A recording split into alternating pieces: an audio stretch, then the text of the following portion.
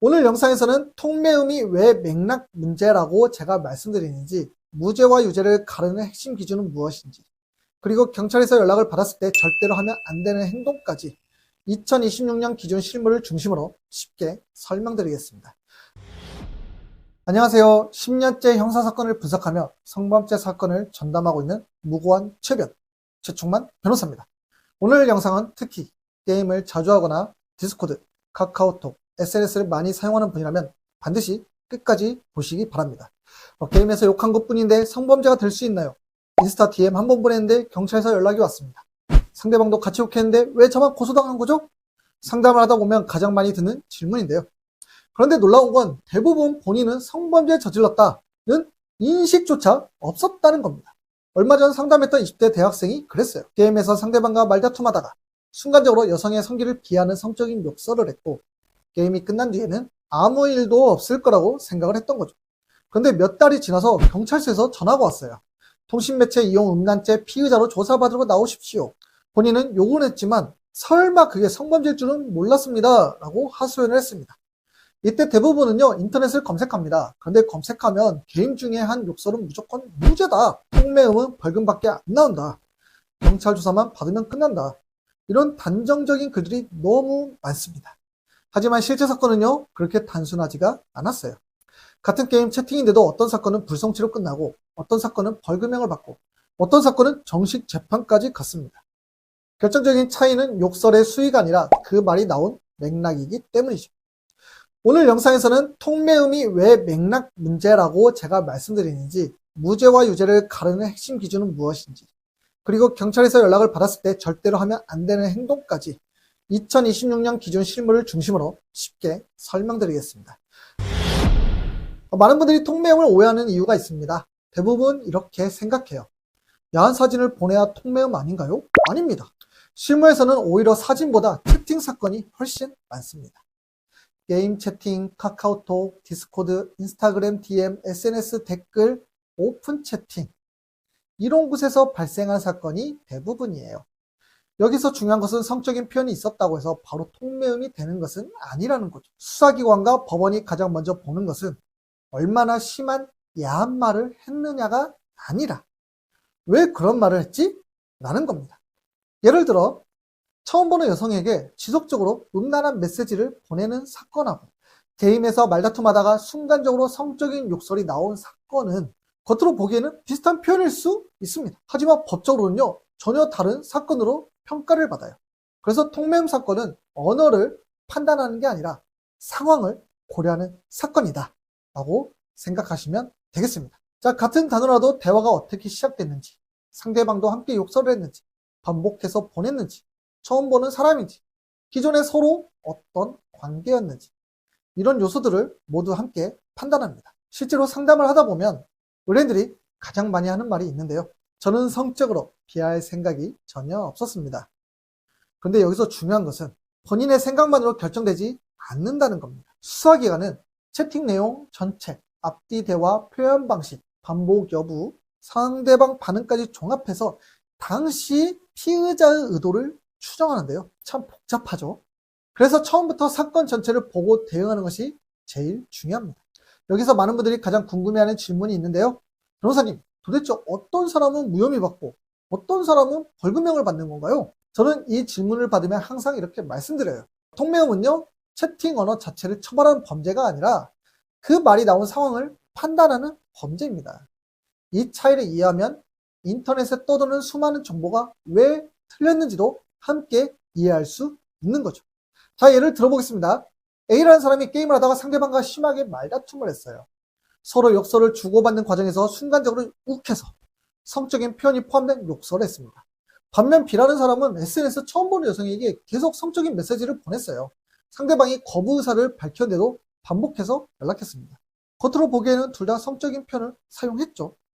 하지만 법원은 이 두 사건을 같은 사건으로 보지 않았습니다. 왜냐하면 맥락 자체가 다르니까요.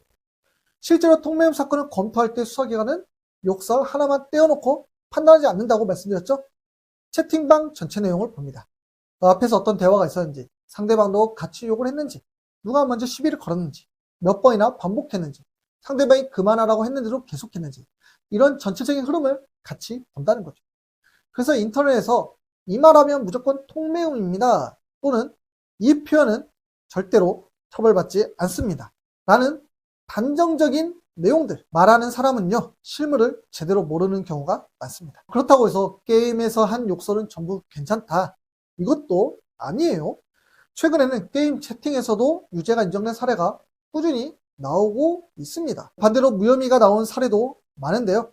결국 중요한 것은 게임이었다는 사실이 아니라 그 안에서 어떤 의도로 어떤 표현을 했는지입니다. 그래서 같은 게임 채팅이라도 결과가 완전히 달라질 수 있고요. 이쯤에서 많은 분들이 또 하나 착각하는 게 있어요. 상대방을 욕했는데 왜 저만 처벌받습니까?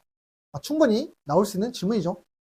하지만 형사사건은요, 상대방도 잘못했는지 하고 내 행위가 범죄인지 이건요, 각각 따로 판단할 문제입니다. 상대방이 욕설을 했다고 해서 내 행위가 자동으로 정당화되는 게 아니라는 거죠. 물론 상대방의 태도나 대화의 흐름은 사건 전체를 판단하는 데 있어서 중요한 요소가 될 수 있습니다.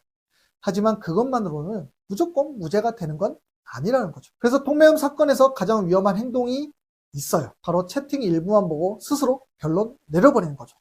욕만 했으니까 괜찮겠지, 야말 들어갔으니까 난 이제 전과자인가? 둘 다 성급한 판단이죠. 실제로는 대화 전체를 분석해보면 무혐의를 충분히 다툴 수 있는 사건 많습니다. 반대로 생각보다 불리한 사건도 많아요. 여기서 많은 전문가들이 통매음 성립 요건 4가지 이런 식으로 설명을 하는데요, 너무 말이 어려워요. 그래서 중학생도 이해할 수 있는 수준으로 설명드린 거고, 쉽게 말해서 전체 맥락을 봐야 한다, 이게 저의 결론입니다. 자, 여기까지 들으셨다면 이런 생각이 들 거예요. 그럼 경찰에서 연락 오면 어떻게 하죠? 사실 저는 통매음 사건은 경찰 조사에서 대응하는 것보다 조사 전이 훨씬 더 중요한 사건이라고 생각합니다. 왜냐하면 대부분의 실수는요, 경찰서에 들어가서 생기는 게 아니라 그 전에 일어나기 때문입니다. 이 부분에서 가장 먼저 말씀드리고 싶은 게 있는데요, 경찰에서 전화가 왔다고 해서 절대로 곧바로 조사 날짜부터 잡지는 마세요. 물론 경찰 조사 자체를 피하라는 뜻이 아닙니다. 하지만 최소한 내가 왜 고소당했는지는 알고 들어가야 하잖아요. 생각보다 많은 분들이 몇 달 전에 있었던 일이라 저 기억이 안 납니다, 게임을 너무 많이 해서 어떤 채팅인지 모르겠습니다, 이런 상태에서 조사실에 들어갑니다. 근데 수사관은요, 이미 고소장, 채팅 캡처, 피해자 진술, 각종 자료들 전부 다 가지고 보고 있어요. 한 사람은 문제를 전부 알고 있고 다른 한 사람은 내가 무슨 일이 있었는지도 모르고 조사를 받는 상황인 거죠. 이런 상황에서 좋은 결과를 기대할 수 있나요? 그래서 저는 항상 먼저 사건을 정리합니다. 문제가 되는 표현이 무엇인지, 그 앞뒤 대화는 어땠는지, 상대방도 함께 욕설을 했는지, 언제부터 대화가 시작됐는지, 이런 흐름을 같이 확인을 합니다. 말씀드린 대로 통매음은 문장 하나보다 대화 전체가 훨씬 더 중요하기 때문이죠. 두 번째입니다. 많은 분들이 극단적으로 대응을 하고 있습니다. 한쪽은 끝까지 부인을 해요. 저 아닙니다, 기억 안 납니다, 그런 말 한 적 없습니다. 반대로 또 다른 한쪽은 겁이 나서 조사 시작과 동시에 죄송합니다, 잘못했습니다, 다 인정하겠습니다 라고 말합니다. 그런데 이 두 가지 모두 위험할 수 있어요. 예를 들어 정말 무죄를 다툴 수 있는 사건이라면 처음부터 모든 혐의를 인정해 버리는 것은 불리할 수 있습니다. 반대로 증거가 명확한 사건이라도 끝까지 부인하면 수사기관에서는 진술의 신빙성을 의심받을 수 있습니다. 그래서 중요한 것은 인정할 것인지 다툴 것인지를 먼저 결정하는 게 아니라 내 사건이 어떤 유형인지 먼저 분석하는 거죠. 이 순서가 바뀌면 안 됩니다. 세 번째입니다. 통매임 사건에서 의외로 많이 하는 실수가 있습니다. 바로 피해자에게 직접 연락하는 거죠. 죄송합니다, 합의해주세요, 얼마 드리면 될까요? 이런 연락을 직접 하는 경우가 많아요. 본인은 문제를 해결하려는 마음일 수도 있습니다. 하지만 상대방은 전혀 다르게 받아들일 수 있어요. 사건 이후에도 계속 연락이 온다는 이유로 심리적 압박이나 2차 피해를 주장하는 경우가 많습니다. 물론 모든 연락이 문제가 되는 건 아니에요. 다만 사건이 시작된 이후에 직접 움직이기보다 절차에 맞게 접근하는 게 훨씬 더 안전합니다. 네 번째입니다. 인터넷 검색만 믿고 전략을 결정하는 거예요. 요즘은요, 검색만 하면 개인 통매면 무조건 무혐의. 이 표현은 절대 처벌 안 된다. 벌금밖에 안 나온다. 내가 챗GPT나 제미나에 물어봤는데 괜찮대. 이런 글이 정말 많습니다. 근데 제가 상담을 하다 보면요, 그 글만 믿고 대응했다가 상황을 더 악화시킨 분들 생각보다 많았습니다. 왜냐하면 인터넷 글은 내 사건이 아니라 다른 사람 사건이기 때문이죠. 표현이 비슷해 보여도 상대방과의 관계가 다르고 대화의 흐름도 다르고 반복 여부도 다르고 증거도 모두 다릅니다. 그래서 다른 사람 사례를 그대로 내 사건에 대입하면요, 오히려 판단을 그르칠 수 있어요. 자, 마지막으로 꼭 말씀드리고 싶은 것이 있습니다. 통매형 사건은 생각보다 감정적으로 대응하기 쉬운 사건입니다. 억울하다는 마음이 먼저 들거든요. 반대로 너무 두려워질 수도 있습니다. 하지만 감정으로 대응할수록 사건은 더 복잡해져요. 수사기관이 보는 것은 화가 났는지가 아니라 당시 대화 전체가 어떤 의미였는지입니다. 결국 중요한 건 얼마나 억울하냐가 아니라 그 억울함을 증거와 논리로 설명할 수 있는가인 거죠. 그렇다면 실제로 통매음 사건은 경찰 조사 이후 어떤 순서로 진행될까요? 많은 분들이 경찰 수사만 끝나면 사건도 끝난다 라고 생각하시는데 실제 절차는 그렇지 않습니다. 마지막으로 불송치, 송치, 기소유예, 벌금형까지 이어지는 실제 절차와 대응 전략 정리해드릴게요. 같은 통매음 사건이라도 어떤 사건은 경찰 단계에서 불송치로 끝납니다. 반대로 어떤 사건은 검찰까지 송치되고 기소유예를 받는 경우도 있어요. 또 어떤 사건은 벌금형, 약식기소, 그리고 드물지만 사안이 무거우면 집행유예나 실형까지 이어질 수도 있습니다. 많은 분들이 이거 도대체 기준이 뭐냐 라고 물으시는데 실무에서는요, 크게 4가지로 봅니다. 먼저 표현을 어느 정도로 했는지, 그게 심각한지, 반복적이었는가. 두 번째로 상호간의 오간 대화의 내용을 보는데요, 말다툼이었는지, 일방적인 패드립이었는지, 이런 것들은 다 증거를 가지고 싸우기 때문에 만일 증거가 남아있다면 절대로 지우시면 안 됩니다. 세 번째는 다른 사건과 마찬가지로 반성을 하고 있는지 피해 회복을 위해서 이런 부분들을 보고요. 네 번째는 법원이 판단했을 때 이 사안이 과연 통매음에 해당되는지를 봅니다. 실제로 같은 표현을 두고도 재판부마다 판단이 달라진 경우가 많고 수사기관에서도 해석이 달라진 경우가 적지 않거든요. 이 부분을 변호사라면 집요하게 파고들어야겠죠? 자, 오늘 핵심만 정리하겠습니다. 첫째, 통매음은 단순히 야한 말을 했느냐만으로 결정되는 범죄가 아니다. 어떤 상황에서 어떤 의도로 어떤 맥락에서 그런 표현이 나왔는지가 가장 중요합니다.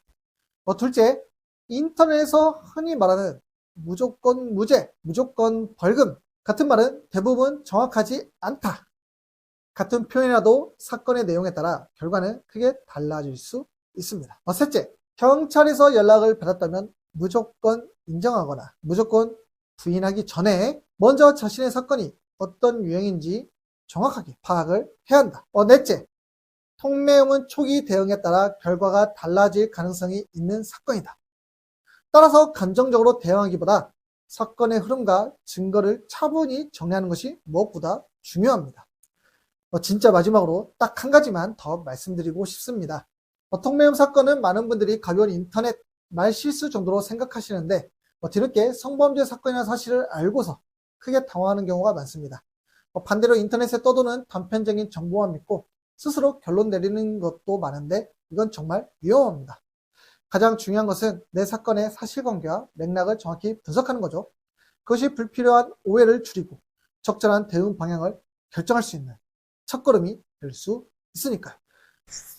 세상에 다 등을 돌려도 저는 끝까지 의뢰인 편에 서겠습니다. 무고한 체별에서는 여러분에게 무료로 원나잇에서 고소당하지 않는 원칙, 무고죄에 대응하는 법 같은 무료 이북을 드리고 있습니다. 시청하시는 분들께 실질적으로 도움이 될 수 있도록 무고죄에 대응하는 법에 대한 방법을 담았습니다. 정말 도움이 되기를 바라는 마음으로 무료로 공유드리고 있으니까 고정 댓글을 클릭하셔서 도움 받으시면 좋겠습니다. 이상 무고한 체별 형사전문 변호사 최충만이었습니다.